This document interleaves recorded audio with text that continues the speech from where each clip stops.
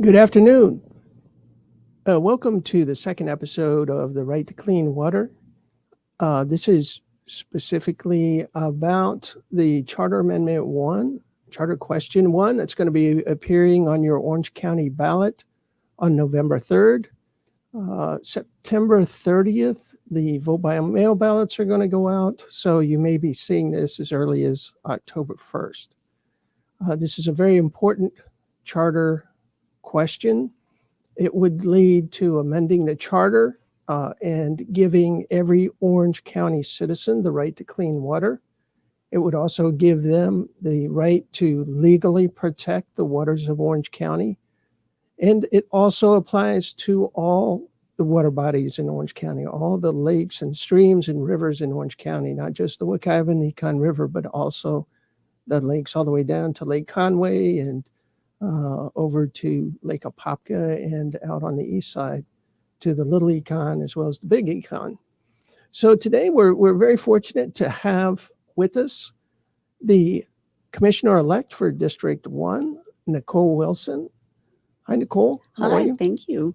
It's good to have you here. And I do want to say this, that Nicole and I don't have masks on right now, but we've had masks on up till now. And the reason we don't is we have this nice piece of plexiglass between us. Television magic. So it's important. It's important that everybody see that we are taking precautions here. So Nicole, tell me what was it that you encountered when you've been kind of the most vocal, the most outspoken, and the most public face of this charter amendment? Proudly. Very proud of that. So, what were some of the counter argument? What were the arguments against it that you heard from the opposition?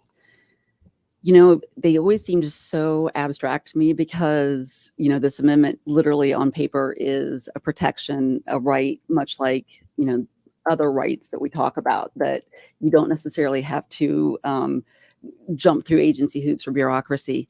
But the objections that seem to bubble up from, a small group of people that feel like they might have to clean up their acts, usually come down to what's this going to do to taxpayers' bottom line? Is this going to affect jobs? Is this going to affect our HOA fees? I believe during my campaign there was a mailer that came out that said that it was going to do something to our HOA fees, clog our courts.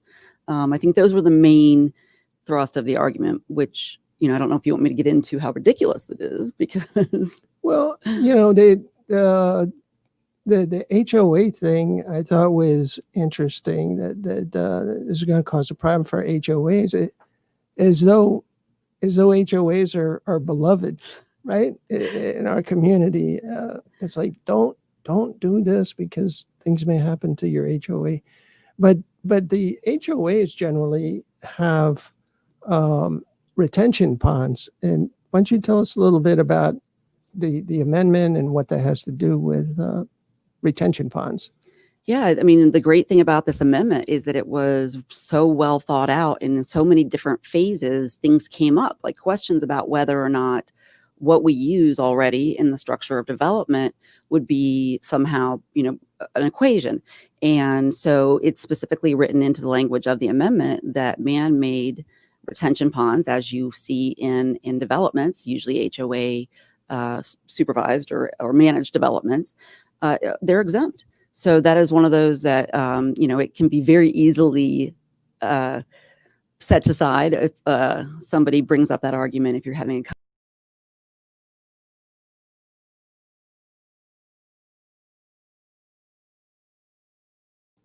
natural bodies of water that we want to protect. Sure. And for those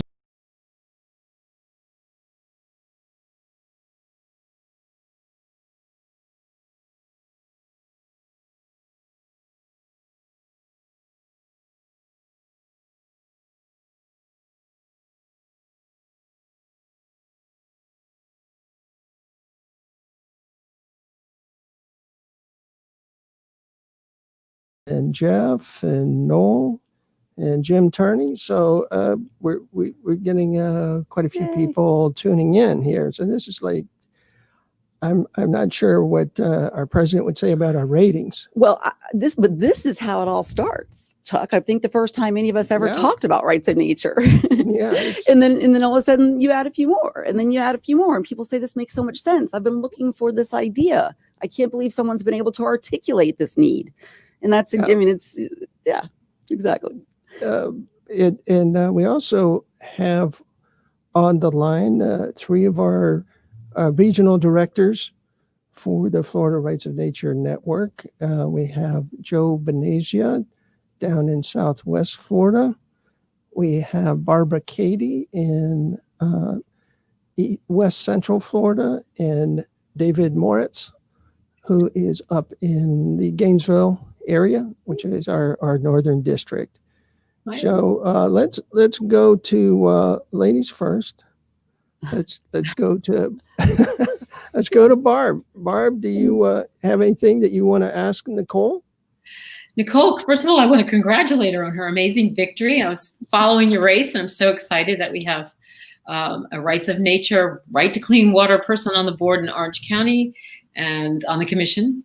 And I've moved to Polk County, so I live in Lake Wales, and we're working hard here to spread the word as well with my campaign. And same as you, Nicole, I get all kinds of flack from the opposition, I guess, because they don't quite understand what it's about. And one mailer went out and said, Barbara Cady wants to give trees and plants the same rights as humans in a courtroom. Barbara, I saw it, and all I could think of was, oh my gosh, they used the exact same graphic designer for this ridiculousness. So welcome to the club. Evidently, you're now part of this great group, because Emily Bonilla was in there also, I think. Yeah, so I heard about Emily's. Yeah. So I don't have any questions right now. I'm just excited that, you know, how we're growing. And I think this is definitely going to take on, it's going to be a while. Of course, we always have an uphill battle with this particular state legislature and governor trying to preempt everything we do.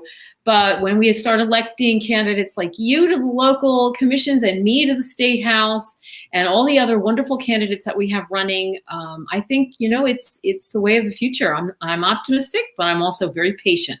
I think you've got this. I'm so excited for you. And I do think once we have been able to have the kind of coalescence between local and state government that we're looking to have, that is when, you know, you can make big things happen. I think, you know, I just wanted to round back on, you probably are going to get another flurry of those awful mailers.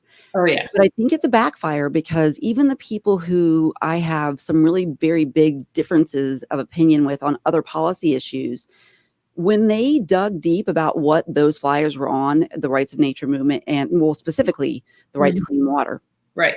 There wasn't a dispute. I had nobody ever approach me, whether it was on email or Facebook or a campaign event, and yell, no to clean water. You know, it just doesn't happen because everyone wants clean water. Both sides of the aisle really, really love water. So, you know, you can take this conversation when they bring up jobs and you bring it right back to our ecotourism and our need to be able to attract good companies here by saying we have clean water. If they bring up that it's going to be a jobs issue, you can say, you know, there's no good valid argument against it. And so, you know, I say, bring on the mailers. I say that too. We've got the voters are starting to catch on. In District 42 in Osceola County, you probably know St. Cloud, that area, you know, the toxic coal ash was brought in by my opponent, the disgraced commissioner. But we also have big water problems there. The pipes are old, the water is brown, and they have the voters have no control over it. There's nothing that they can do.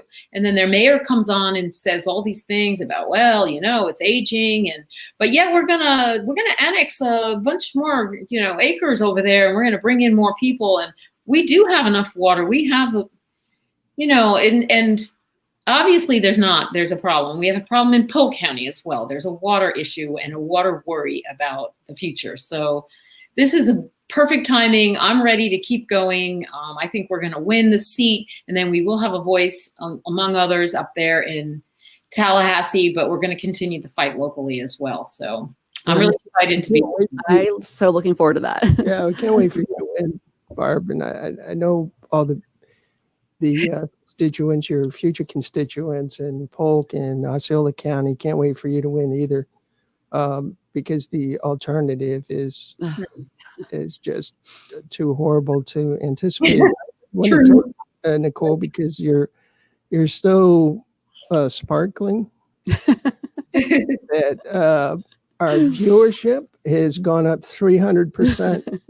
Because last week we were at 2 and now we're at 6. Okay, so the sparkling is from when I came in to do the videos. I was sweating a little bit. It's Florida. It's hot. We're saying it's fall when it gets to 91.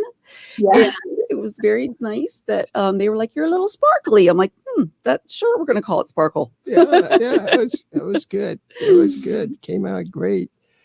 We have Joe Benasia down in the Fort Myers area. Hey, Joe, how you doing today? Okay. Joe, I wanted to show you something. We had a spot here on Channel 13. And, aside from the spot itself, I wanted you to listen to the arguments from the opposition, because that's kind of why we set up this webcast in the first place. There's an old saying that a lie can get halfway around the world before the truth can get its boots on. So we're getting our boots on quickly here. We've got speed tie boots so that we can react to these things after they play. So I just want you to watch this for a second, and then you can comment on the opposition side's viewpoints. Go ahead, Dean, roll it. I think this is the wrong one. Oh, yeah. No, that is the wrong one. Well, this is a good one too.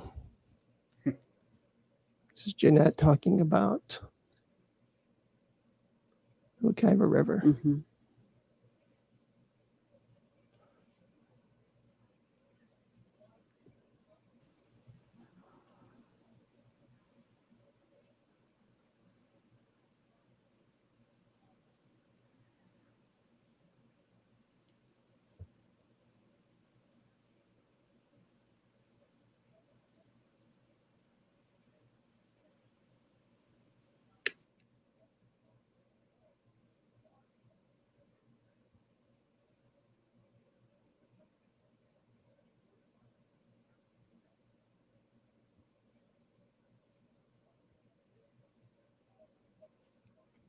Let me see if I can find that.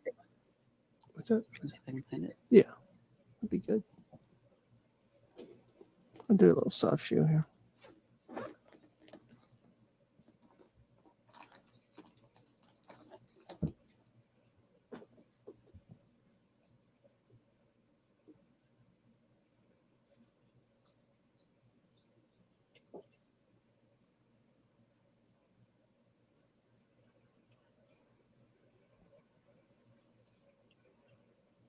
Okay.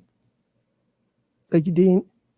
That was a different video, but we're going to scramble here and try and find it. So, Joe, tell us what's going on in Southwest Florida. You've got so much happening down there with the Reset Center, and give us an idea of what's happening. Well, number one, we are very, very interested in what happens up there in Orange County, because we want to do exactly what you guys are doing. I'm sure you know that in 2018 and 2016, before that, and even before that, I mean, we've been slammed with blue-green algae blooms, terrible red tides. I know the other side says, this is going to, your charter amendment is going to be bad for the economy and business. Well, anyone who's been down here and who's lived through what we have lived through realizes that water is what our economy is based on. Our economy took a wicked hit in 2018, and we don't want to go back and do that again. And we're worried right now that if they start releasing water from the Caloosahatchee, which they're just about to do, we're going to start reliving those bad experiences. So down here in Southwest Florida, we put on an excellent presentation. About 10 days ago, we had Thomas Lindsay come and present to about 50 different people and organizations. In Southwest Florida, we had Chuck on the call as well, and they gave a great presentation on what the right to clean water is all about and how and what it can mean for us down here. We did a follow-up presentation yesterday. Actually, that was more of just a group call conversation between interested people, how the different organizations can help support the right to clean water down here through inviting us in to make more presentations, introducing us to other people as well, offering to make some financial contributions to the campaign up there, because we do have a lot in the game as to what happens. I said we look to do what you folks are doing. Well, we've got the Caloosahatchee River and all its problems. We have the Estero Bay down here, which is going to be the focus of our water keepers, and we are going to focus on that at the same time. And Thomas Lindsay has crafted an ordinance like yours to apply down here, and we're going to be moving that forward as we can. Great, Joe. Thank you so much for that update from Southwest Florida. Now we'll go to North Florida, and we've got David Moritz up there. David, what's been happening up in North Florida? Yeah, hi, Chuck. Of course, North Florida is where a lot, if not most of the springs that we have in Florida are, and people of North Florida are very much aware of that. So I think that as time goes on, we'll see a lot more passage of these rights to clean water ordinances around the region and around the state, hopefully. I think until we get a full rights of nature amendment in to the state constitution, we're going to be fighting these along the way. But for the time being, I think there's a lot of cities and counties who are interested in rights to clean water ordinances, like the one that Joe is talking about, and the one that we've been working on here in Alachua County as well. Yeah, and you had a petition going on down there for what we call Safe Board, right? The Santa Fe River Bill of Rights. Yeah, that's correct. Safe Board, Santa Fe River Bill of Rights, and excuse me. We decided to go that way as opposed to going with the CRC route that you did in Orange County, and we just weren't able to get enough votes. We found out late in the game that it costs a lot of money. You've got to have people out there collecting signatures for you professionally, and we didn't have that, so we didn't get the number of signatures we wanted. After that, we attempted to get on the ballot via both the CRC and the county commission, but it was a little late in the game. You guys spent a lot of time getting a CRC on board and letting them understand what was needed. We were unable to do that. They were already started down the road, I think, on a number of ordinances, which they were pretty committed to, a number of amendments to the charter that they were committed to. And so we didn't get anywhere with it. But pretty much everyone, I think, supported the process of what we want. And I don't think we'll have any trouble getting an ordinance through for the county that says what the Rights to Clean Water ordinance does say. So I'm looking forward to getting that passed after the first of the year, with a change in 2 commissioners that we're having this election cycle. Pretty much already, a done deal who's going to be in office. So I don't think we'll have good trouble in getting the ordinance through. But one never knows. So we're going to keep working at it. Great, David, and that was the matter not of getting enough votes, but getting enough petitions, because you had to get something like 18,000 physical signed petitions in 6 months. Is that right? That's correct. 18,000. And for us, it was too much. There's only a handful of us that were working on it, and we needed professionals out there doing it as well. We got about 5,000 was all, but actually, considering how many people we had working on it, I'm not ashamed of that at all. It was a good showing. I have no doubt in my mind whatsoever that we had enough people in on this that we started earlier. If we had been given a year to collect the signatures, for example, I think we would have gotten the on the ballot. Nicole. There are 3 ways to get on the ballot. Can you talk about those 3 ways for us? here in Orange County. I was actually going to ask David if it's okay really quickly. Sure. Is the CRC committee in Alachua County set up the same way as it is Orange County, where they're appointed by commissioners? So if you have a commissioner that's friendly to a right to nature or clean water amendment, that they can appoint somebody that has a little bit more understanding or knowledge? Yes, we're set up the same way. Okay, so because it seems like, there was a lot of things that obviously went into the development of the Orange County charter amendment, but having actual CRC members appointed by commissioners that were, interested in science, interested in good policy and sustainability was really the kind of cornerstone. Because at some point you realize you can just keep banging your head against a wall, but either, you go through that petition process, or you get the CRC to get on board and move forward with exploring the topic. And it doesn't take long to see who on that committee usually is going to have an open mind, or be willing to listen to experts, and who has been given marching orders by their commissioner or by whoever's filling their pockets.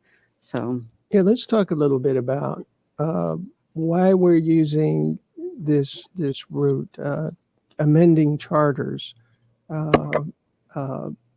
getting ordinances passed by city councils and things like that. What many of us have found who've been fighting this battle for clean water for ages is that the state legislature is largely controlled by the powerful lobbyists that represent Florida Chamber of Commerce, Associated Industries of Florida, the Florida Farm Bureau, the Builders Association.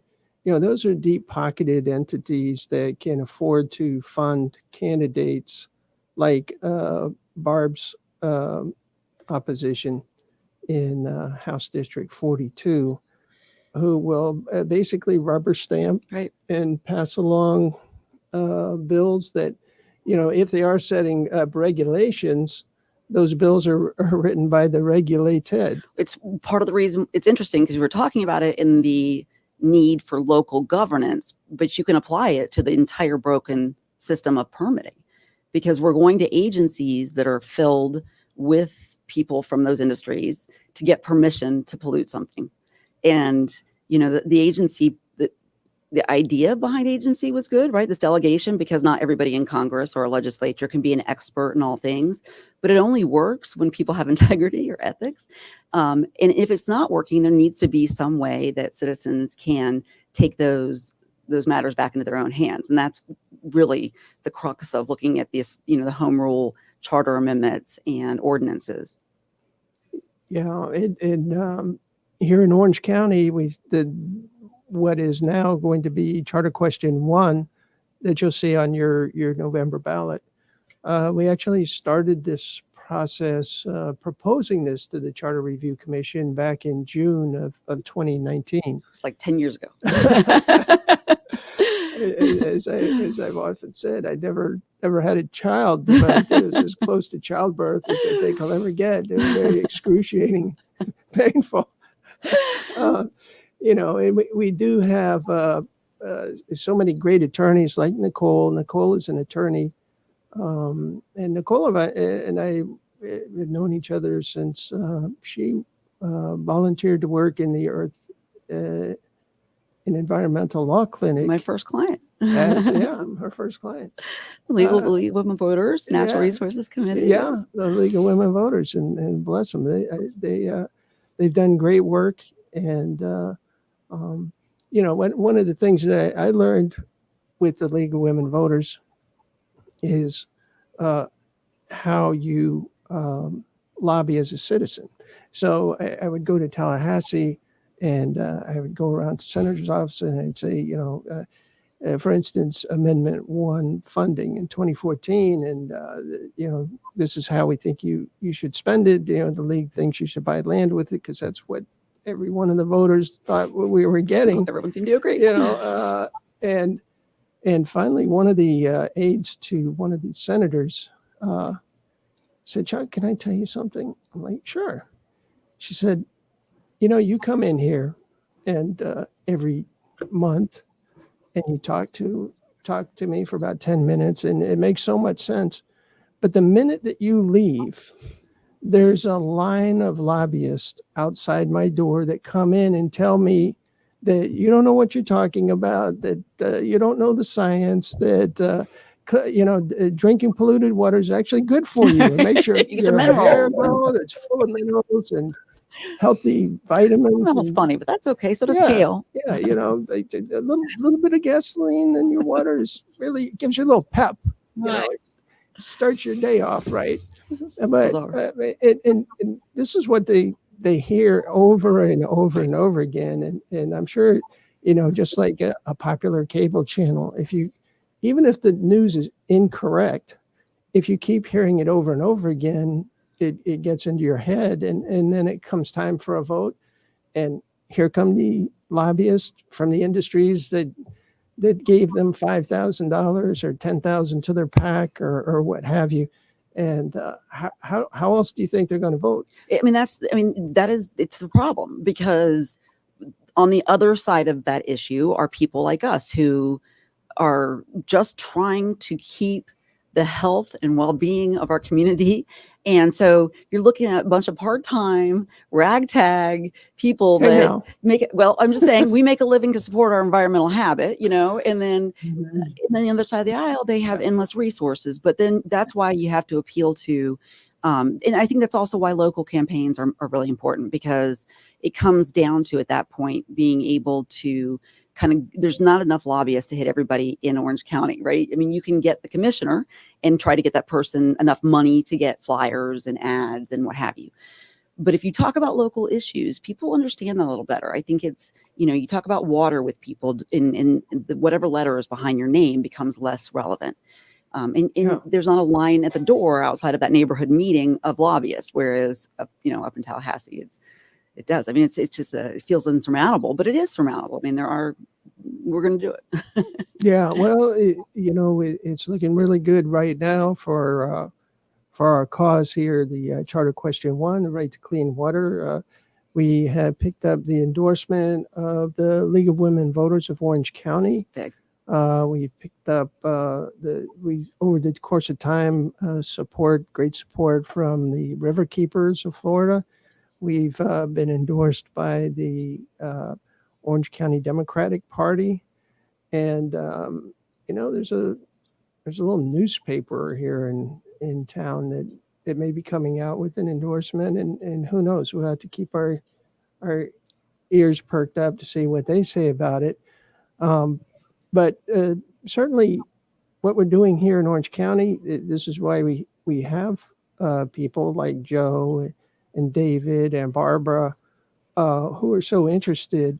This will be the first time that any county has passed a right to clean water in the United States. There have been townships and cities, the largest city of which would be the city of Pittsburgh, that has a similar ordinance. But this would be a charter amendment in a county with 1.4 million people. And, those of us who live in Orange County, we really don't realize this, but Orange County is actually larger than 10 of the 10 smallest states. So if we were a state, we would be the 40th largest state, which is amazing. It is amazing. It is. I mean, and it's interesting because I talk about the Florida Constitution, and when people don't understand what a charter county is and how that is important to this movement, because I say it's a little constitution. If you look at a county charter, and I think this type of movement is going to be challenging in counties that don't have charters, and that's where we really are going to have to figure out other inroads. But it really, unless there is something on the books in Tallahassee already, and this is why I think will prevail, counties are allowed to, within the purview of the health, safety, and welfare of their citizens, enact laws. And it's a mini constitution. And if you think about it, it makes the most sense. It's the most American thing ever, that local control. We said way back then, you can't control us from across the pond, and so now we just are like, we should be able to control our own ponds. I mean, it's very. Yeah, you would think. you would think. We were going to wrap this up for today, and this will be available to be watched on Facebook. It'll be shared on the Florida Rights and Nature Network page. It's currently broadcast live on the Right to Clean Water page and on the Speak Up Kaiva page. And every week we'll be back here at 5:00, and we'll discuss what happened over the prior week and give you the facts.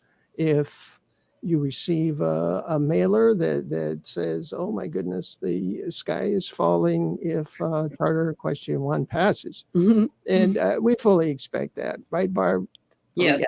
You'll get Weird. Yeah. practice to talk about. Yeah, I mean, it's you both know, because you both had very. How do they get these horrible pictures of people? I mean, what They did distort it. I do not look like that. screenshots of video. I was so jealous. I'm like, she got a cocktail dress. I think they take So- screenshots of your video. Like if you have a video, they'll take a screenshot of you. That's it. That's exactly it. That's it. And I've got 5 mailers of me going. Yes. Funny. You know what? It's almost like this. If you get a negative mailer, that's probably the person that you should be voting for, Mhm. because there's big money.